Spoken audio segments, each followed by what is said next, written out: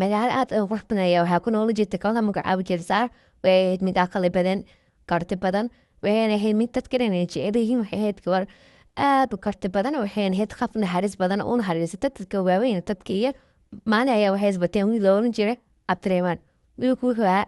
mid hadal macaan soo jeesa badan qurux badan wuxuu ahaa mid aad u qurux badan wuxuuna markasta dhihi jiray saara waa huusatoonaa waxaana tahay afka keliya ee qalbigii ku jiro aan jeclahay markay kasoo weeraysato 2 sano kadib ayaa saara waxay ka shakisay in uu la socdo cabdiraxmaan gabar maalin ay u maatay gurigiisa si lama filaan baakoo balaqan waxayna soo gashay guriga isigoo raadinayso waxay dhahaysaa cabdiraxmaan kumee meel guriga hoos hor dhaaftay ayay waxay fadhiga ku aragtay cabdiraxmaan oo la socdo gabar kale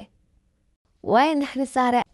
saara iyadoo cod gariiraysa ayaa waxay ku dhahda oonayso 2 sano ayaa ku aamusnaa matan ayaa u abaalbatay saaro way bacday ayadoo qalbigii jabsan yahay maysan ka filinayna saara haweenka rumikay oonaysa waxay ku aansatay mar dambe inaysan oyin ee qalbigeeda ee ka xirato qofka dambe inaysan aamayn saara ma yaab inay ka arkaysato mise way iska cafi doontaa taas waxaa ku kari kartay qayb labaad ee sheekada